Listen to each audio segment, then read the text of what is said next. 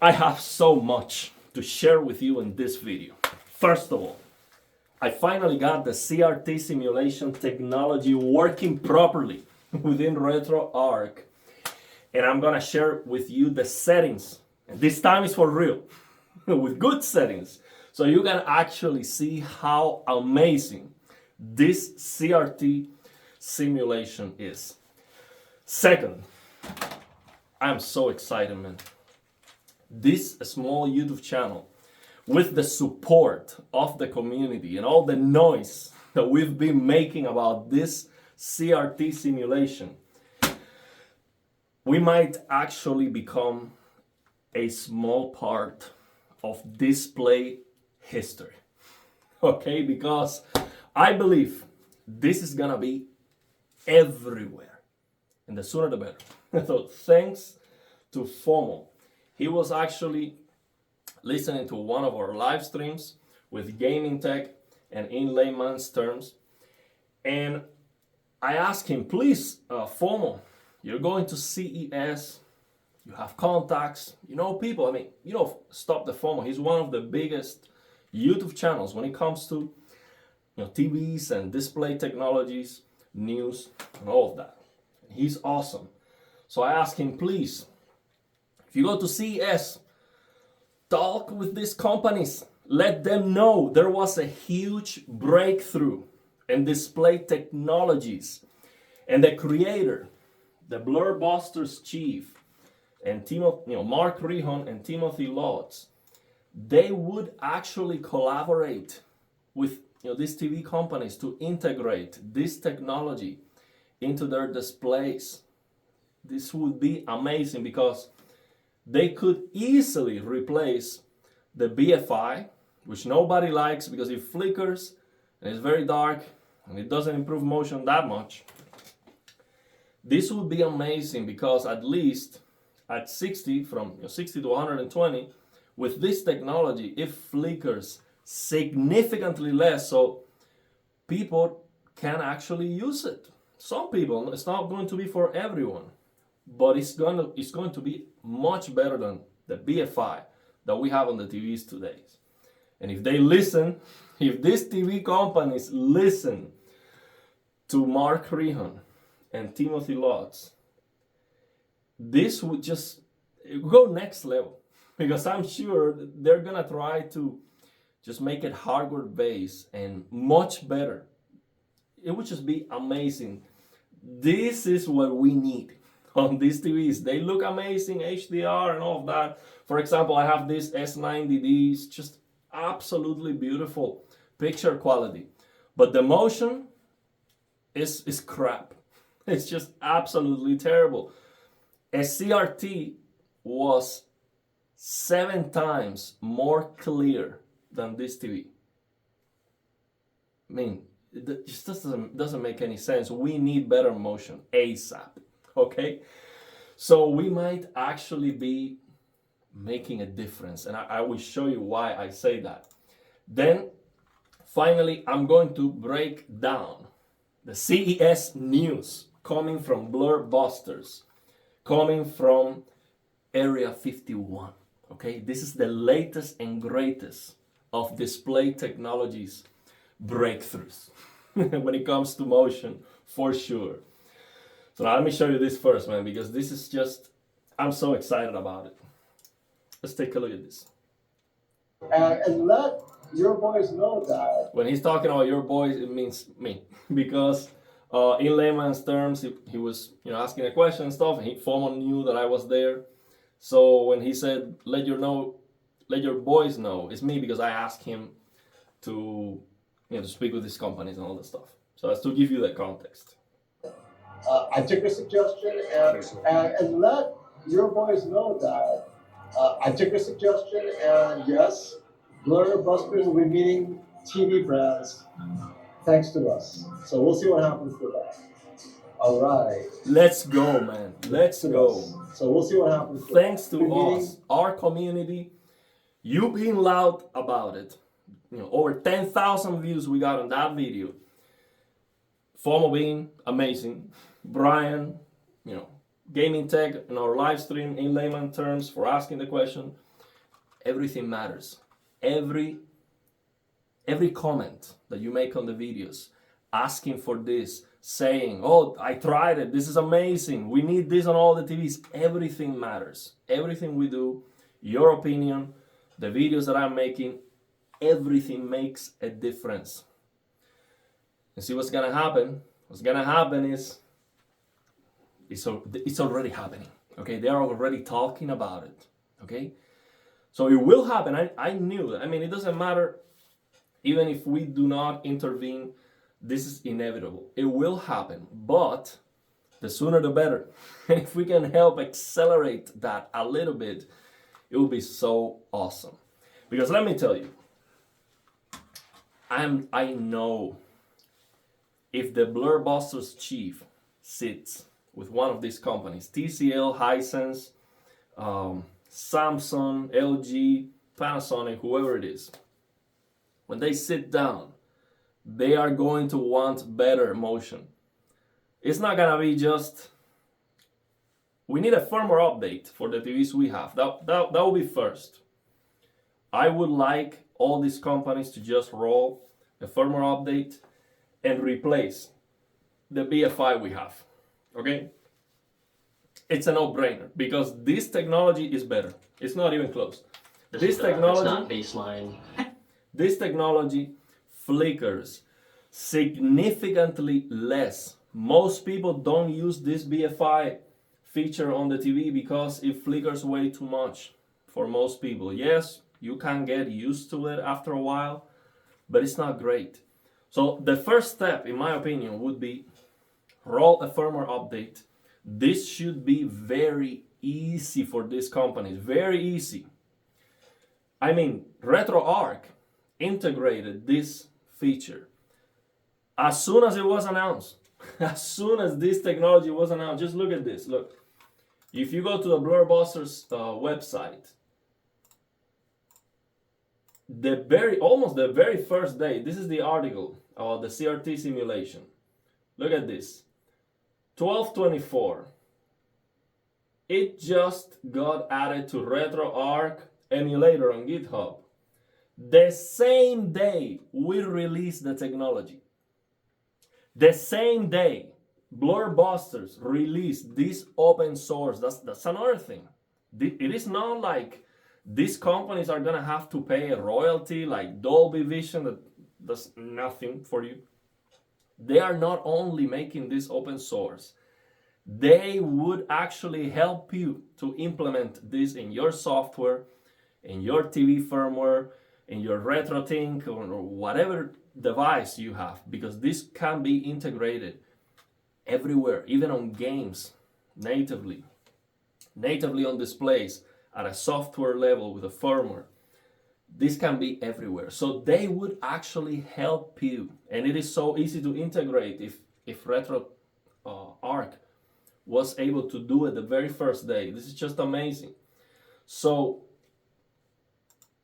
I believe this can be easily a firmware update for all these TVs, replace the lazy BFI, and at least let's have something that doesn't flicker as much, that it has a more correct gamma, because it also looks very good. When I'm testing this recording, it actually looks decent.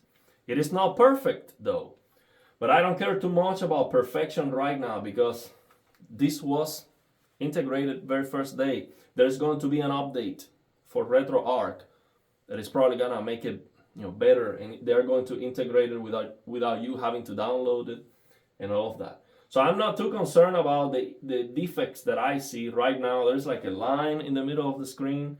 You have settings you can use to change, and that might fix that, and it depends on the display and all of that.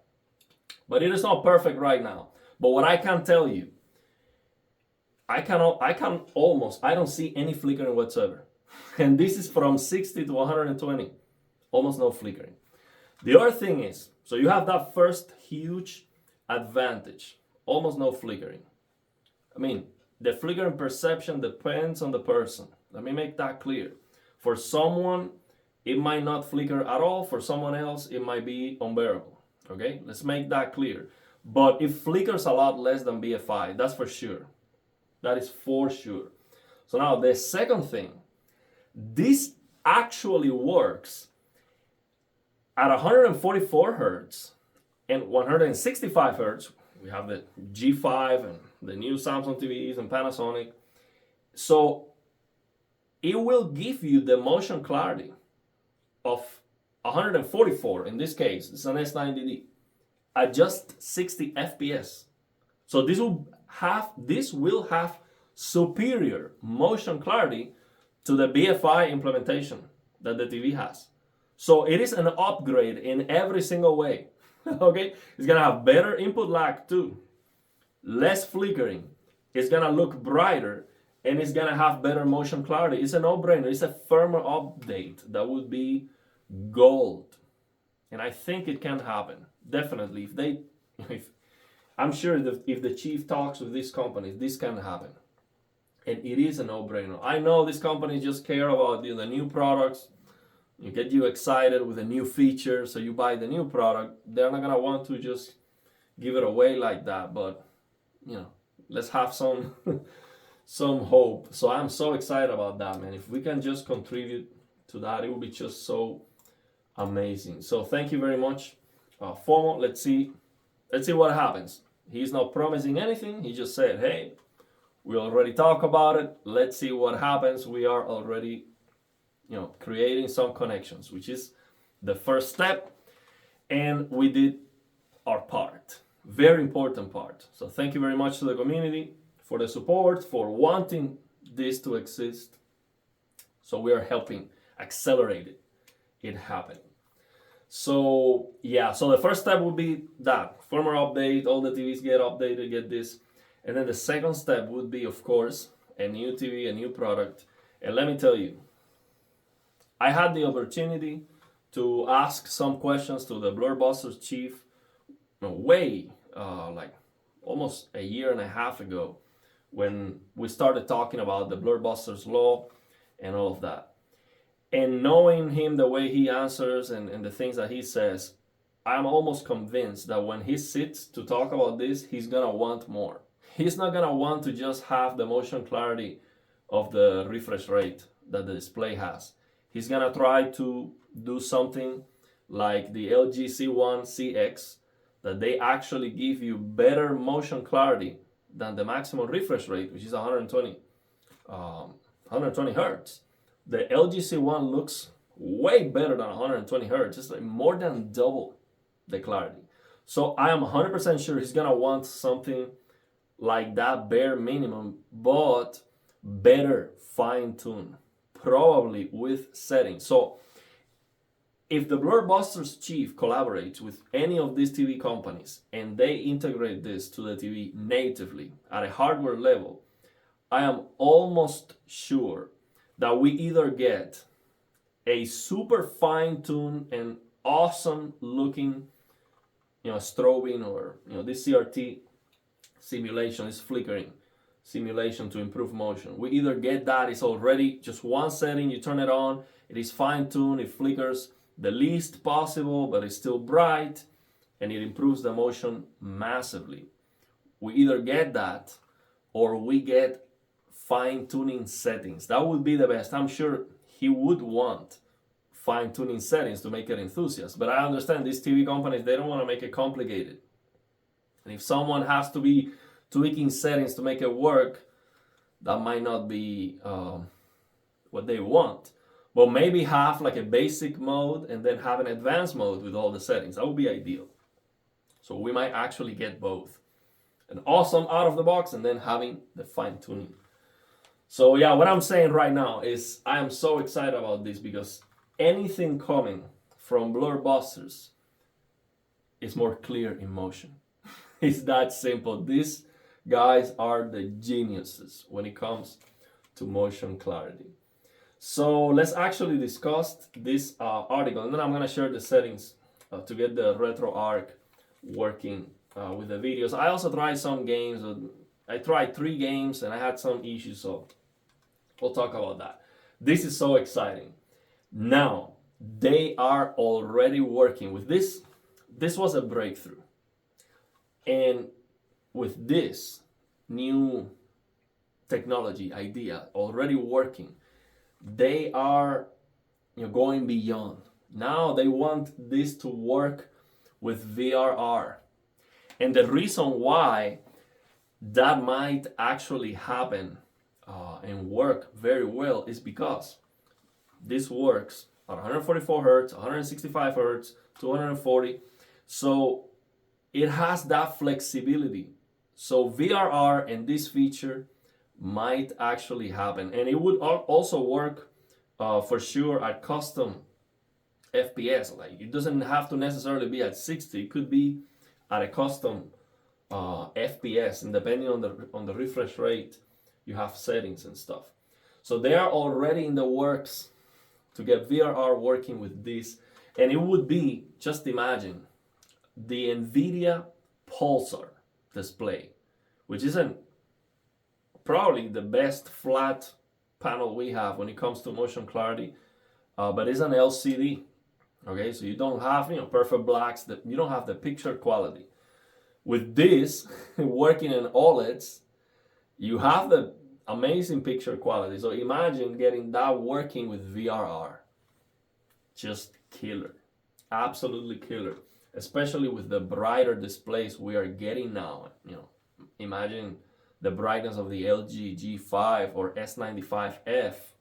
That kind of brightness is amazing for this with a high refresh rate. There is already a 500 hertz QD OLED monitor that has the latest generation panel. Unfortunately, it doesn't have like a amazing peak brightness. It's HDR 500 certification, but the full screen brightness should be very good, which is very important. For this technology, the best thing is as high full screen brightness as possible with the least amount of ABL. And that's what that monitor does very well. So that monitor is 1440p, 500 hertz, latest generation QD OLED, HDR 500 certified, and it's probably over 400 nits full screen. Like that's the one. So that monitor is gonna be absolutely insane with this feature. Well, now look at this. They are working. I'm sure they already know what to do. But the thing is, we don't have 600 hertz displays. We don't have 600 hertz OLEDs yet. But they are working to bring back plasma, bro. Plasma, I absolutely love the plasma technology. Just the way it looks. This technology, this new breakthrough, is basically bringing back from the grave the dead technologies, the legendary technologies, CRT and plasma. That is so amazing. I mean, just for the sake of others to experience what that looked like, basically, even if it's not the best, because if you have a 600 hertz OLED, the CRT simulation is gonna be more clear. Now, this plasma simulation might be might be brighter, depending on the full screen brightness of the display. So it depends on the display, of course, but it is just so amazing. Now, why do you need 600 hertz to simulate the plasma? Because plasmas are 60 hertz, so they refresh 60 frames per second. But each of those frames, for each of those frames, there are 10 flashes. And those flashes of the same frame are different. And they have different brightness. And the plasma technology uses dithering to produce the final picture. So 2 or 3 out of those 10 flashes are significantly brighter than the rest. And that's how you get the improved motion clarity. So as a consequence, the plasma technology improves the motion in 4x, which is not as good as the CRT simulation can do. But it is gonna be brighter depending on the display, but it should be brighter because it's flickering less. Not that it's flickering less, it's flickering as much, but you are reducing the persistence less, so it should be brighter. And the thing is, it's just gonna be awesome. It's gonna be dithering, it's gonna give you that plasma look. So imagine, for example, an inkjet printed OLED, which is true RGB, self-emissive, perfect blacks, amazing colors, higher full screen brightness. So just imagine that, or just a QD OLED. You're doing the plasma thing. It's just gonna be so awesome, man. And now, this time, because you don't have the gray to gray limitations, so OLED has a much better gray to gray.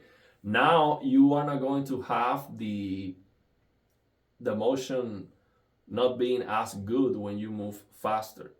Because, for example, I have two plasmas. I have a Pioneer Kuro, is right here, Elite Pro 151 FD, 60 inches, absolutely beautiful display. It looks very clear when you are moving the UFO test at 240 pixels per second. It looks perfectly clear, 1 pixel of motion blur. So that tells me it has 4 milliseconds of persistence. But as soon as you move faster, it is not as good because there's gray to gray limitations. Now, if you have a 600 hertz QD OLED or inkjet printed OLED or anything else, now you keep that motion clarity. So it actually looks like 240 hertz OLED. It will be fantastic at just 60 FPS. That's the thing. So why would you want that if you have a 5090, for example? Why would I be excited? I'm gonna get the 5090. I don't need flickering. I don't need anything else. I can push the frames. One, because it's cool. I mean, it's just bringing back, reviving these technologies that I like a lot. Just because it's very cool. Second, because even if you can get more frames, if you increase the fidelity, if you increase the pixels, the graphics, now it looks better, you get less frames, and now you can use flickering to get it looking more clear in motion. And you might think, well, you can use frame generation, or I can use Game Motion Plus on this Samsung S90D. Yes, but frame generation is adding always some artifacts. So yeah, it is, you're keeping the full HDR brightness, but you're adding some artifacts. So with this flickering stuff, you have less artifacts. Maybe you're going to have a little bit of ghosting because these technologies are trying to simulate the phosphorus decay, and that helps you to perceive the flickering less. But it's a different kind of look, basically. So it's awesome. It's still awesome. Not to mention that with higher and higher refresh rates, we could instead of 60 FPS, we could do it at 80 or 90 or 100 and get more brightness if the display is brighter. So the possibilities are endless. That's why I'm so excited about this. And also for, of course, legacy content that you cannot change, like videos, although unfortunately all the videos are low FPS. But there's actually something in the works for that. And I will share two things about 24 FPS movie content. They are actually thinking about that. They're thinking about everything. So this is so awesome. So let's share some of the stuff. I mean, I already shared some of it. Blurbusters, real-time CRT, electron beam simulation breakthrough, and our open source code successfully simulating CRT that successfully reduces motion blur at any simulated refresh rate, including simulated 60 Hz for 60 FPS content with less flicker than eye-searing square wave PWM BF5 strobe. So what I want to do is read through this article and try to explain you the things that I understand. So for example, why are they saying eye-searing square wave PWM BF5 strobe? A square wave means, for example, the LGC1 or CX They do not have a square wave, but it is not that far from being a square wave. And what that means is the display refreshes left to right, top to bottom. Sample and hold displays do that, CRTs do that. Now the difference is with sample and hold displays, you're refreshing the frame and you're showing the entire frame, so the entire screen is illuminated. You get more brightness as a consequence, that if you do what the CRTs used to do. But the motion is worse because the persistence is higher. Now, what the C1 or CX do is they refresh left to right, top to bottom.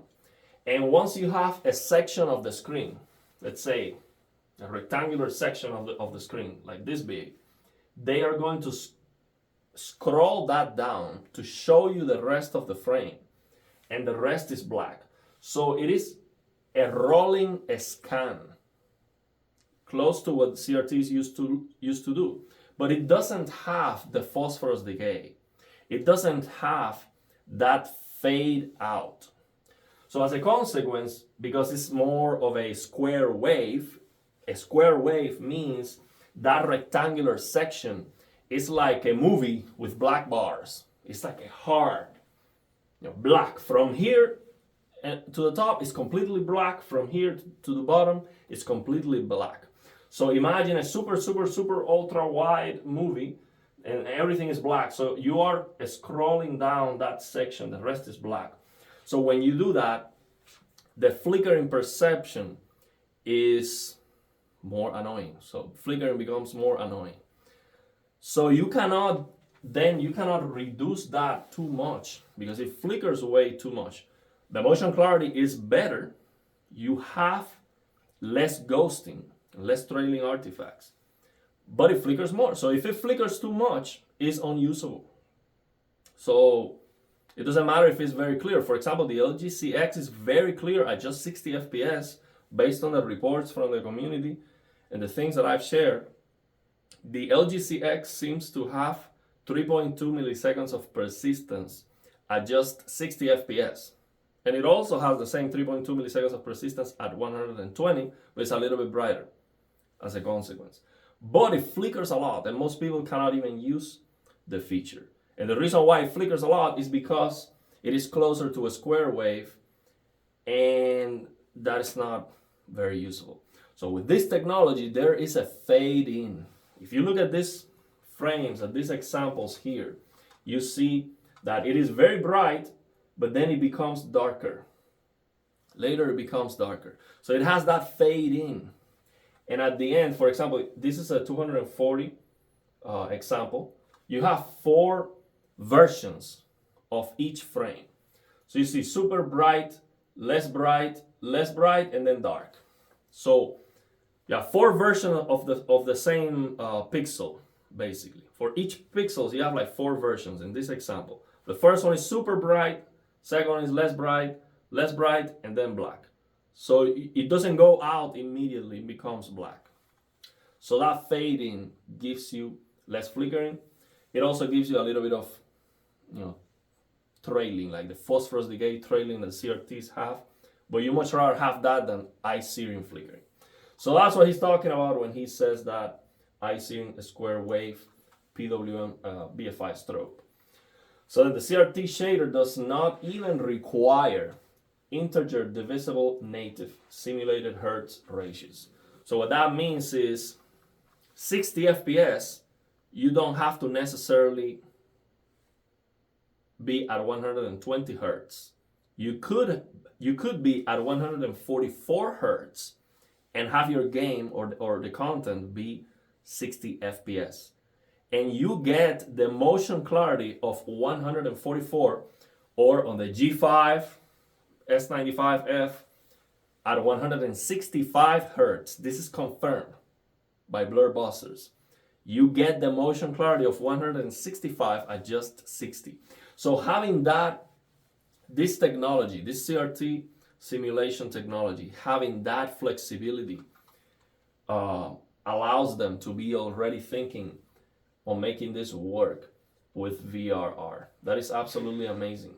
So as we do the temporal scaling, temporal dimension of good spatial scaling. Later in 2025, we plan to release a plasma display simulation shader, frame stack 3D dither XY time.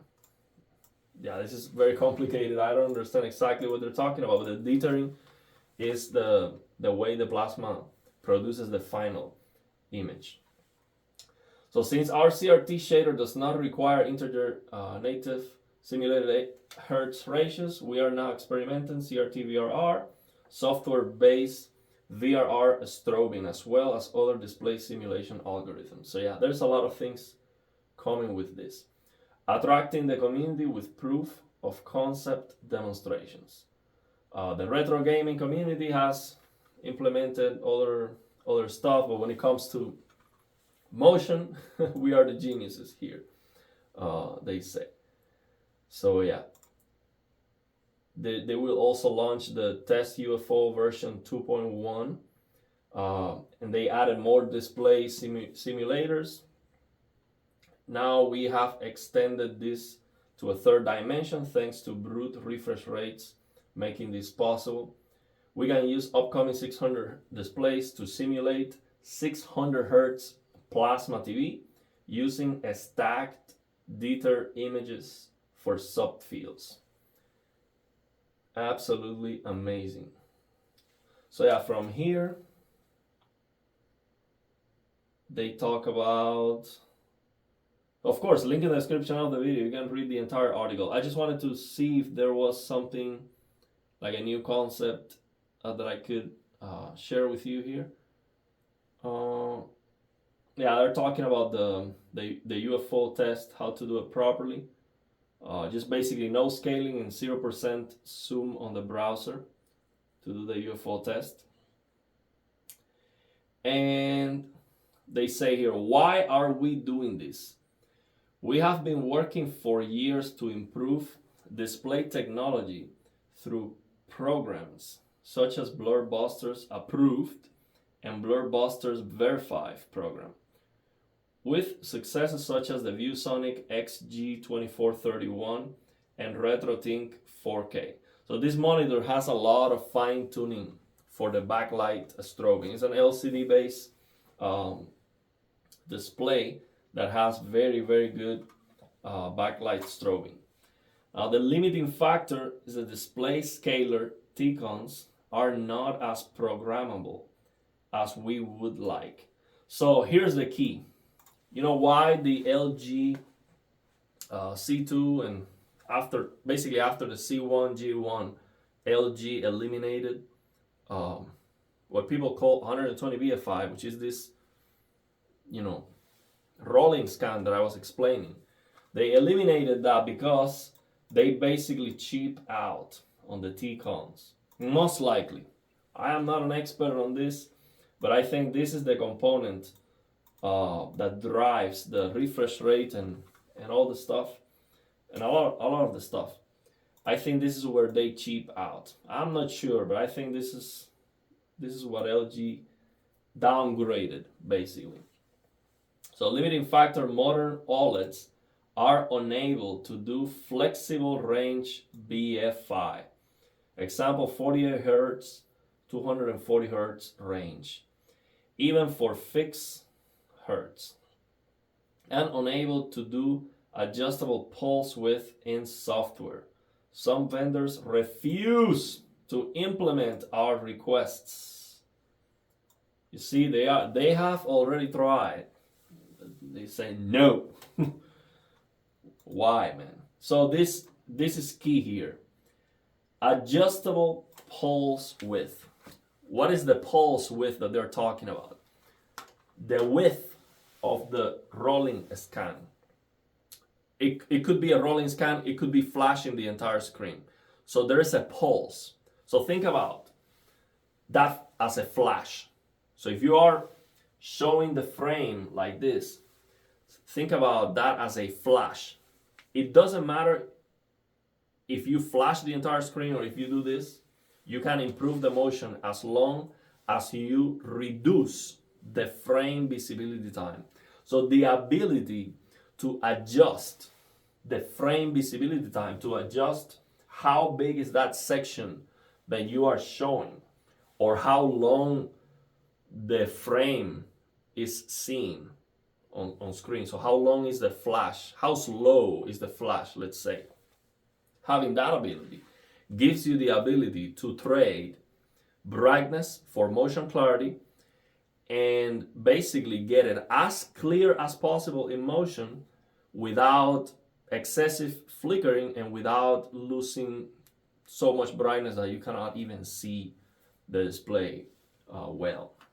So having adjustable pulse width is key to fine-tune the experience personally, because each person has a different flickering perception. So that is key, and some vendors refuse to implement this. I mean, much more expensive that would be. I mean, I don't think, just charge $200 more, and that's it.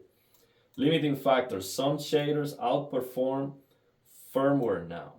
Even RetroTink 4K BFI box in the middle has less latency than a popular brand's OLED firmware BFI because of the incredibly partially beam race optimizations I helped RetroTink 4K do.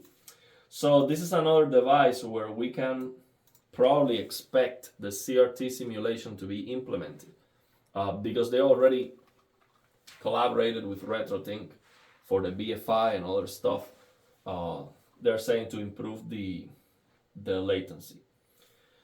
So limiting factor: communication problem between a headquarters and a factory speaking in a different language, making display algorithms extremely difficult to engineer in an area of falling cost displays.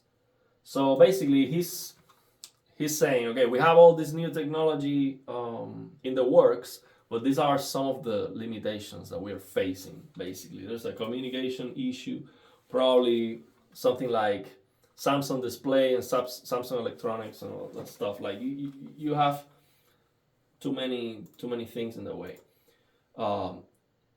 Another limiting factor: generic scalar T-con is used with severely quality degrading attributes such as outdated 17 by 17 overdrive lookup tables.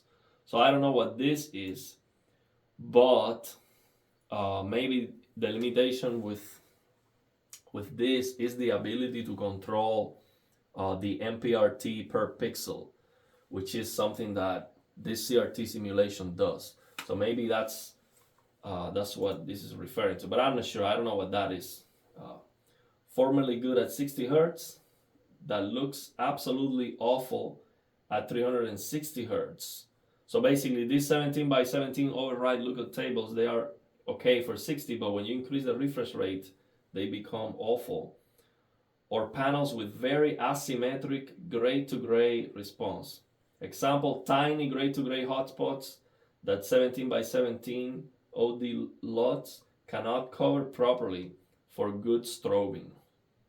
So yeah, this is a very advanced limitation that I don't understand very well. Limiting factor: we cannot do ergonomic creativity in both directions, including an adjustable LCD gray-to-gray simulator for OLED panels to make Netflix 24 FPS stutter less.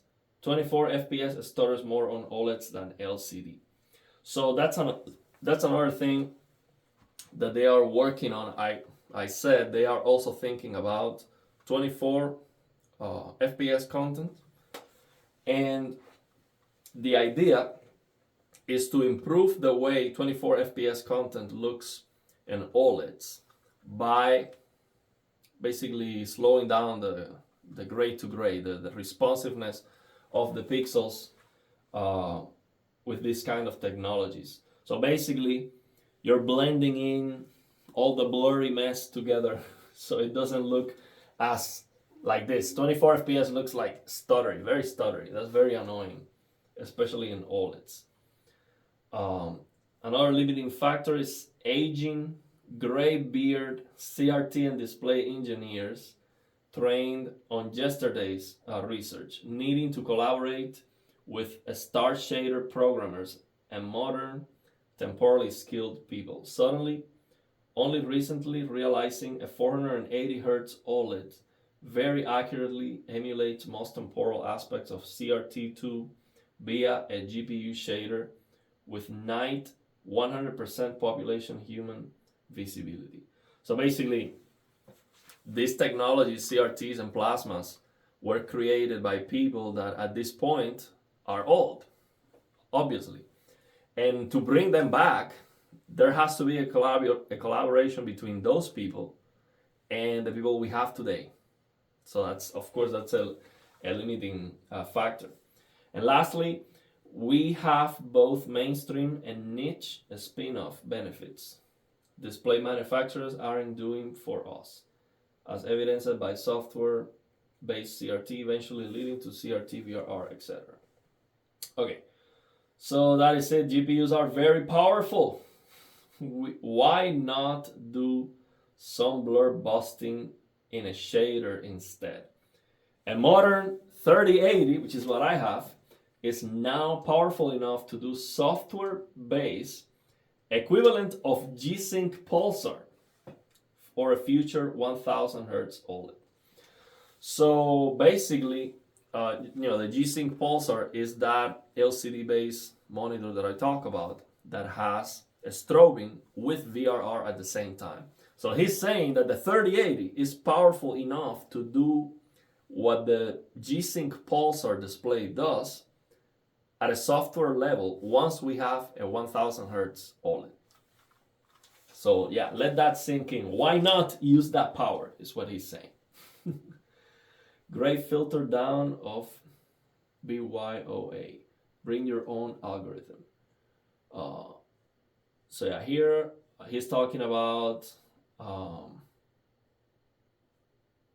bleeding edge communities with great shader programmers create shaders. Shaders get implemented into software such as RetroArch emulator, which now has CRT simulator, as well as other things like RetroTink 4K and others, which is receiving CRT simulator too. So these are all the places where this is coming. I also hope that a special K and lossless scaling, they also implement the CRT simulation. Operating system with refresh cycle hooks can then accept optional plugin shaders. So even at the system level, I mean, this could be everywhere, basically for Windows, everything. Display manufacturers can port shaders to FPGA if they wish, but we are not waiting for them. Okay. So now this is like an email. This is very exciting too. SteamOS is now on board. So they communicated with SteamOS. Now here's the thing. Actually, let me see how the recording is going. Yeah, we're going good. Actually, you can install a SteamOS on a PC, but it only works with AMD. I watched the Linus Tech Tip video the other day. NVIDIA doesn't work with a SteamOS. Because some people are saying, oh, SteamOS is better. You know, it's super convenient. You turn on the PC, you have your controller, you go through the games. It would be like a gaming console-like experience, like the Steam Deck. So they are actually now in communication with SteamOS, and this is going. It's gonna be there. Look at that. You can read here this email. I think it's an email, like a communication between them. This is awesome. So it will be there.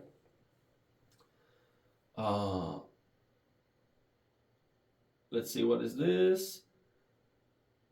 Yeah, I don't think I can. Possible use cases of refresh cycle shaders, display simulators, CRT simulator, plasma simulator, etc. So I don't think I can add anything else here. They're talking about projectors too, and 2 pull down, dejuddering, etc. So this is for low FPS content. Easier 3D shutter glasses on any 240 Hz plus generic display with no crosstalk.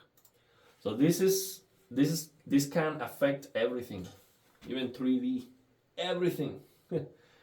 I don't know what this is. So yeah, let's leave it there. Let me show you the settings for the RetroArch to get this working without the messed up gamma. I don't think I can add anything else here. I think I share everything I knew.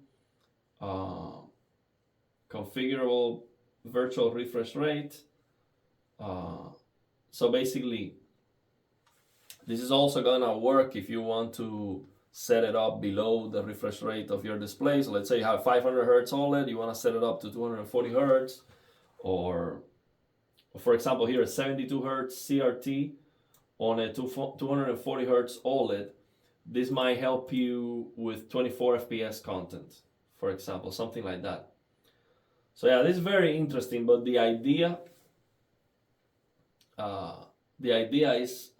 is similar to what I explained already. By the way, the 5090 doesn't support 1000 Hertz. It caps out at 480, but of course that's with DSC, and but full chroma and all of that. I'm sure if you lower the resolution or the bits, you can get 1000 Hertz. Yeah, there's a lot of compromises you might have to do for that. So, see, he's talking about 24 FPS Netflix to 72 Hertz simulated CRT on 280 Hertz LCD. So look at this. That they are thinking about everything, so many options. Basically, this article is so absolutely amazing. They're thinking about everything: the ABL top mapping algorithm, the displays have intervening with this. They want to control everything to give you the best experience. That's why if they get in contact with a display manufacturer that is willing to listen and do everything that they basically can do, they can come up with a display that can fix the motion for every case in the best way. They know how to fix low FPS, higher FPS, get more clarity, less clarity, more brightness, less or more flickering. I mean, everything. These guys are genius. This is amazing. So yeah, let's leave it there. That's the end of the article. Mark Rejhon is the genius behind Blur Busters, the Blur Busters chief. So yeah, let me show you the settings for this. Here's what you have to do. Look, record a gameplay video on your PC, 60 FPS. Download RetroArch, link in the description of the video. Then I'm gonna show you the settings. So here's what you have to do. Open RetroArch. This is the fix for the issue I was having before.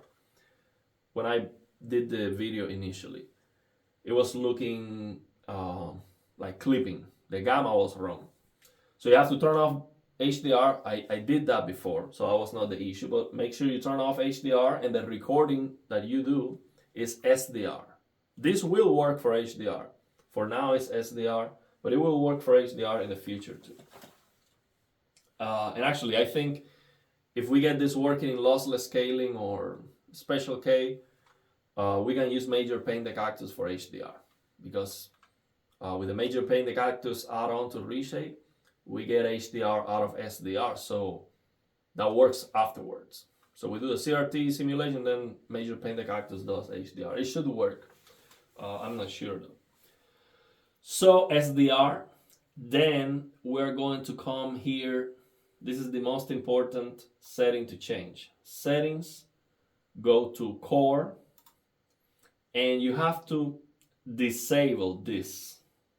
Allow cores to switch the video driver. You have to disable that, because what happens when you open the video is that they change the driver, change to Vulkan, OpenGL, or whatever, and that causes an issue.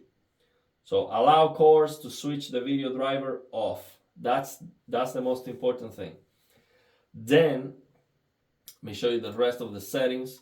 we have to use VSync here.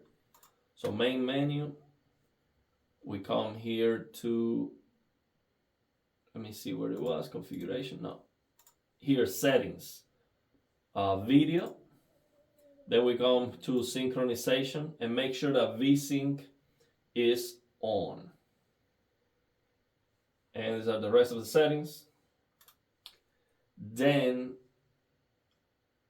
we have to, let me see if, make sure the driver, so we come here to drivers,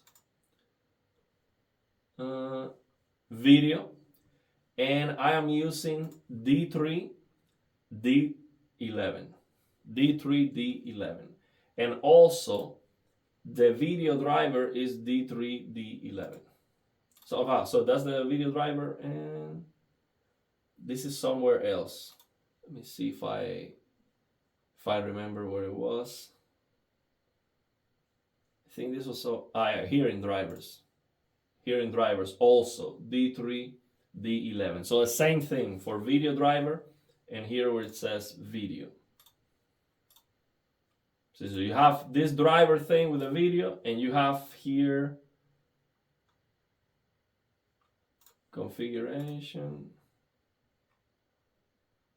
You have the video driver. Well, no, it's the same thing. I'm just tired. It's the same thing. So I don't think there's something else to do here really, other than loading the video. So you come here to import content, and then you search for the video, and then you get the videos here and you open them. And once you open the video, then you click on F1, and then you scroll down to shaders, and we're going to find we have to manually download the CRT simulation because it has not been implemented yet to RetroArch inside the program. So you have to manually download it. So for that, I think you have to click here. Where was this? Shader parameter. These are the settings. I showed that on the previous video. I forgot. I don't have practice with this because I've never used it before. Let me see if I remember where. It's not here. Load. Yeah, load pre. No, it's not a load presets. So it was something like this. You go to shaders slang, and then down to subframe BFI, and then CRT beam simulation. Yeah, that's what it is. So you double click there, basically. So basically, you open the video, F1, you come here to load preset, shaders slang, and then you scroll down to subframe BFI, and then 120 Hz, and then CRT beam simulator. And then after you do that, depending on your display, then you're going to change the settings. Here where it says shader parameters, brightness versus clarity, I have it set up to 0.71, but of course 0.51 might look a little bit brighter. And I have gamma 2.2. And the FPS divisor depends on your refresh rate. So if you're trying it at 240, maybe try here 2. I'm not sure though. So these two settings, this is for LCD anti-image retention, because LCDs can get burning with software BFI, some of them. This is to prevent that. And this raster position mod, I'm not sure how to fine tune that. But again, I'm not too worried about fine tuning this because I'm not actually gonna be playing anything. This is just to see how it looks. And that's it. The other settings, the other things you have to do is to download the update. Let me see here where it says I forgot. Actually, I forgot all the settings. I've been playing around with this so much, and I also try a game but the game doesn't work. So Super Mario, for the game to work, I have to use OpenGL, and then with OpenGL, this CRT simulation is not working. So I cannot try this with the game. I also tried Sonic, and it didn't even work. So I'm not familiar with this. I've never used this before for anything else. But the other thing is important to do here that I'm forgetting is to, maybe here in course, the updates. Oh, here we go to the main menu, online updater, and make sure you update all of this. Update, so click each one of these. Update access, assets, update controller, databases, all that. Update slang shaders. This is the important, because if you don't do this, you don't see the CRT being emulated. So that's it. Kind of a messy tutorial, but I'm not very familiar with this, but that's how I got it working. So very excited about this, man. This is absolutely amazing. Hopefully we are contributing to this being integrated everywhere. You let me know your thoughts and opinions, and if you have any questions.